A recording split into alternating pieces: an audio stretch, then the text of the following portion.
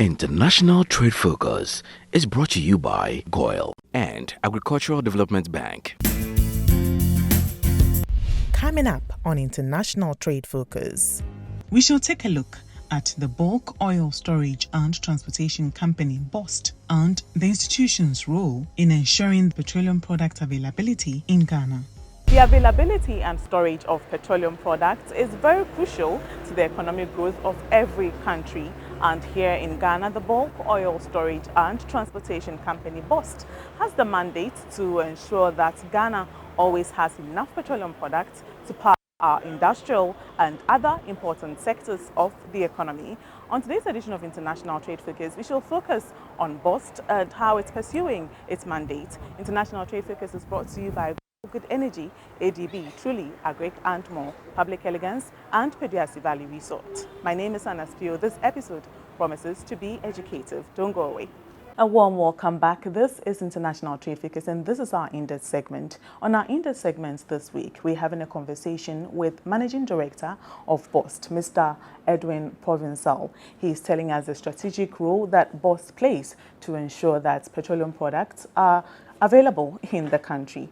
So for a country like Ghana that depends heavily on investments in our oil and gas sector, in our petroleum sector, and in a period where these investors are sort of pulling out because they don't want to be tagged as, anti-energy transition, anti-climate change, awareness creation or whatever, how are we going to go about it? Because here's the case that we do not have the money to invest in these sectors, and these investors are saying transition. Otherwise, we are not going to invest anymore. How are we going to seek finance? How are we going to go about this? I'm sure you know that prior to the Russia-Ukraine war, Germany was leading in renewable energy. When the shock happened, as we speak, Germany has started putting on their coal-fired plants. It shows you that energy security, sovereign energy security, is as critical as ever. So yes, funding is moving away to green projects, but I think Africa as a continent needs to come together because we have a lot of resources in Africa. Africa needs to come together as a continent and decide its own energy future and energy security and partner with relevant partners who can bring in funds. Because if Germany has started powering coal plants, I think they have no moral right to tell Africa and Ghana in particular not to be using fossil fuel. They have no moral right. After all, our pollution contribution to in the whole world is less than 3%. So I think they need to give Africa and developing countries some space and rather help us exploit these energies. If they are not willing to help us exploit, Africa needs to come together, put money together, partner with the right partners to exploit our energy resources for our people. Because global energy demand is going up. As we speak, IEA has forecasted that by 2020, even 2022, the global energy demand will be more than the supply. So there will be shortages and prices will go up.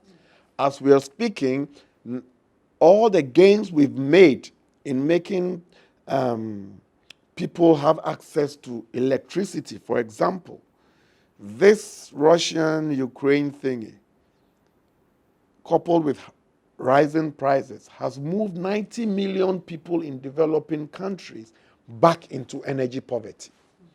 So I think Africa needs to take its destiny into our own hands, and we need to intentionally come together, find the resources, and develop our fossil fuels.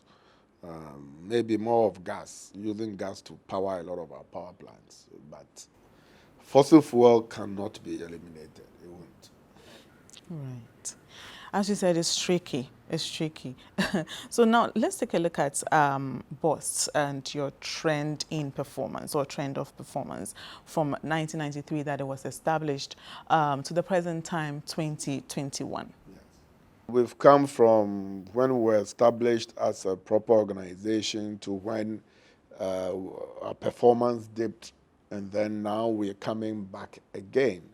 It depends on where you want to look at it from, but I would plead with you to start from when we came in 2017 and what we met, and then where we are today and what we have sought to achieve. So in 2017, when we came in, imagine you are the managing director who's been put in BOST, and you'll be excited. Oh, I'm the managing director of this new company. And you come in and you realize that you do your assessments, analysis, and realize that, what I thought was cool wasn't that cool. So on the financial side, we came to meet trade debt, trade liability of $624 million. That means that this is monies that products that had been procured into BOST, fuel, petroleum products, but we hadn't paid for it. So we owed $624 million. Not only that, we had some legacy loans amounting to 416 million Ghana cedis. Additionally, we had some BD, because we have huge tank farms, other companies store their products with us. And it was equivalent, some of them brought their products, and then when they came back for it, it wasn't available. That was equivalent to about $37 million. That's huge. We also had a capex liability of 109 million US dollars. That is some Exim loan that we had procured, and it was working. We had used some to install some tanks, and then a huge chunk of it was still stuck in Houston. We had bought some pipeline in Houston in 2008, and as of 2019, the pipelines were still stuck in Houston, paid for and everything. BOST also has some infrastructure that we leverage to bring in some resources, internally generated funds. And because we are a storage and transportation company, anybody who stores with us pays us some money. And when we transport the fuel through our infrastructure, we make some money. Unfortunately, as of 2017, when we came in, the Tema to Akosombo pipeline that we had was out of service. Not only that pipeline, the Buipe to Bolga pipeline was also out of service. 100% of our marine assets that we use for transportation were also out of service. And then we have storage tanks. 30% of that were out of service. That is 15 out of 51 tanks were out of service. And then because of all these infrastructure that were out of service, it made 3 of our 6 depots also redundant. So we had the Bolga depot for export not working. We had Mami Water not working because the pipeline to Akosombo was down, and then we had Akosombo itself not working. So in a nutshell, in terms of our revenue earning assets, 82% was out of service. We had only 18% of that working. That is not a good state of affairs. When you have all these liabilities on your head, you have to go and look for money to pay all these debtors. Some of them were in court with you. And then you have where you get your money for to pay them to these assets that when you sell the assets, you get some money. Only 18% of that was working. To add to our woes, we had also hadn't audited our accounts in 2015, 2016. That was terrible. However, even though the accounts hadn't been audited in 2015, 2016, the company paid bonuses to staff.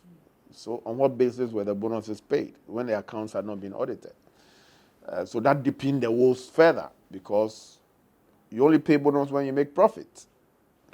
We hadn't paid our GRA taxes from 2010 to 2014. We owed GRA almost 47 million Ghana cedis. We also had some contingent liabilities. That is, a lot of people we had contracts with, for whatever reason, had taken us to court because we could not live up to our obligations. And we didn't have the money because you can see clearly that we owed a lot of money and people also had a lot of claim on us. So we couldn't resolve these issues out of court, amounting to almost 661 million Ghana cedis, contingent liabilities. That is, those cases we knew that we were going to lose. So then you take an organization like that and you're like, wow. The first month I came here, I realized that we had to pay salaries with an overdraft. I mean, an oil company paying salaries with an overdraft, it wasn't a good sight. And then there was this other income that came to BOST called the BOST margin. Now, the BOST margin is solely meant for the maintenance of and operations of our infrastructure and also the expansion of it.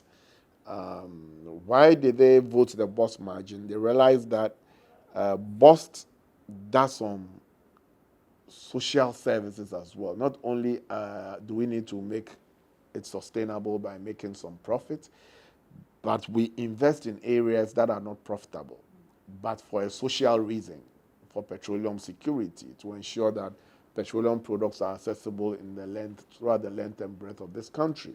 So the BOST margin is what was voted to help us do that efficiently.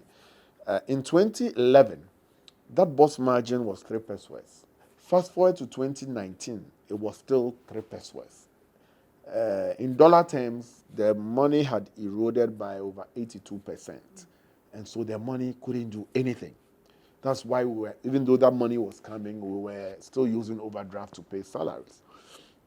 So that was the state of BOST in 2017. And to solve this, you really needed some assistance, either debt, or you go to the shareholder, or you go to the minister to go and say, look, this is the state of the company, we need to fix it. So that was the state of BOST in 2017. Fast forward to today, so we had to really put our heads together. One of our income sources was the BOST margin, where we had to go and make a case that the margin had eroded totally, and the purpose for which the margin is supposed to be used for, that purpose is still relevant, but the quantum of money wasn't enough. We asked for 12 pesos. Eventually, we were given 6 pesos. We said thank you, and we started using that to bring a lot of our moribund infrastructure back to life. So that is what we did. In order to get that done, we had to do a lot of stakeholder engagement. I'm sure you remember that when the BOST margin was increased somewhere in 2019, it was reversed. It was reversed because I think we didn't do a lot of stakeholder engagement. So we went back, met with critical stakeholders, made them understand why we needed a BOST margin, and eventually we got a BOST margin. NPA was also very magnanimous to us. They gave us a 30 million cedi loan, of which we used to repair the Bulga pipeline and bring Bulga depot back on track. We are paying for the loan currently as we speak. So those were the two sources of incomes that came in to enable us start resuscitating BOST. No bank was willing to do business with us because of the liabilities. No bank. I mean, it was sad. All my bank manager friends, nobody picked my calls, but God has been good to us. The ministers of energy have helped us. They've supported us with this transformation, and I'm happy to say that as we speak today, out of the $624 million trade debt, we have paid a total of $611 million US. Right, and that was Mr. Edwin Provençal, Managing Director, BOST, talking about BOST and the role that it plays in petroleum product availability in the country. International Trade Focus continues after this break. Don't go away.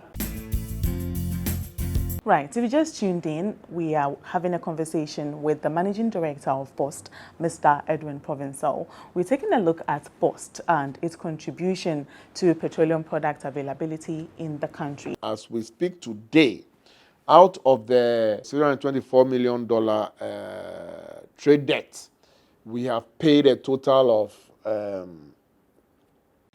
611 million US dollars. Okay, that's impressive. Yes. Out of the $611 million that we have paid, 70% of that came from BOST and 30% came from government. Now also, out of the 416 million Ghana cedis local loan that we had, we have paid about 47% of that, and government has paid almost 48% of that. And there's about 35 million Ghana cedis remaining. It's a running loan, and we hope to pay it off by end of next year. The BDCs that we owed 37 million US dollars. We put in place an internal team to do a forensic audit on that again. And thanks to my predecessor, I came to meet that team. And all I did was to add IOCO to the team and add national security to the team. And God being so good, when we delved deeper and queried the numbers again, that 37 million US dollars had reduced to 10 million US dollars. And so we're able to save this country 26 million US dollars. That if we had paid earlier would have gone into private pockets, monies they didn't deserve. We have also repaired a lot of the infrastructure. We have, today, our revenue earning assets has improved from the 18% I told you to 95%. And without the BOST margin, there was no way we could have fixed that. You know, as I'm speaking to you, 100% of our marine assets are back on stream. And today, it is earning us some decent revenue. We have also done a lot of upgrades. We've changed some pumps, we've changed some pipelines here and there. So, for example, it used to take us almost 7 days to load the barges in Akosombo. As I speak to you today, we load all those 4 barges plus 2 or for VLTC, 6 barges.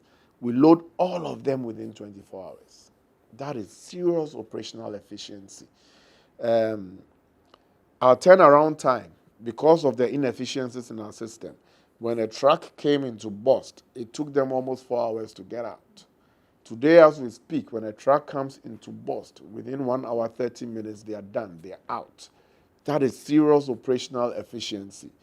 And so we are happy with what we have achieved and with regards to operational efficiency, which is one of our pillars one of our strategic pillars, to bring all our assets back on life and then aggressively go out and sell our products so that we can sweat those assets. All these improvements have culminated into the numbers we see today.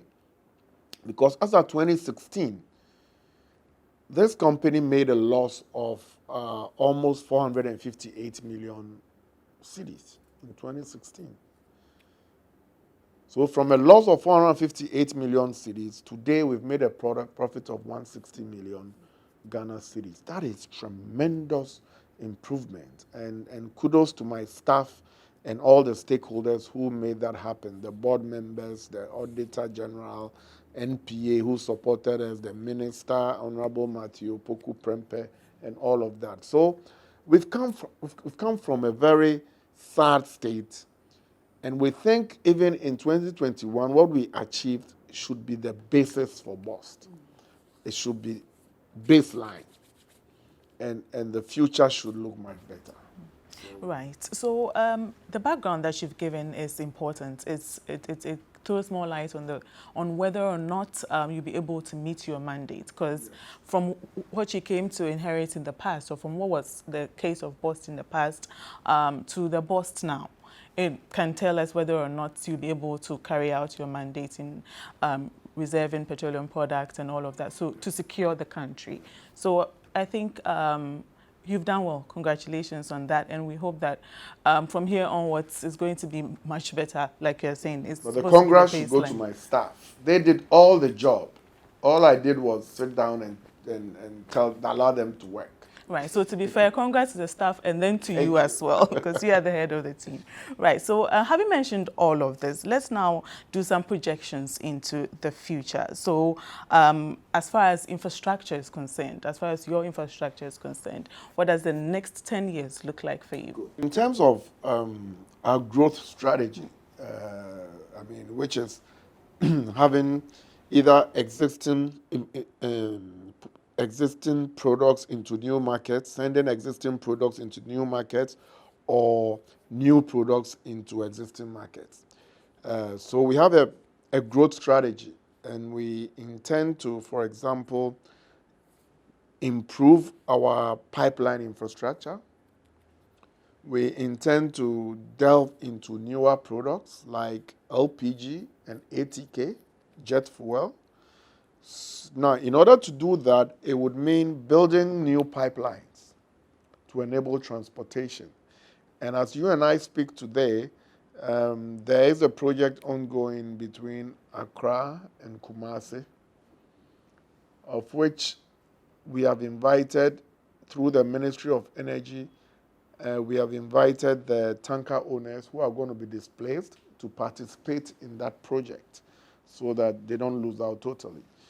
So we'll be building new pipelines, Accra to Kumasi. We'll also be building new pipelines from Chakradi. You know, there's a jetty in Chakradi to Kumasi.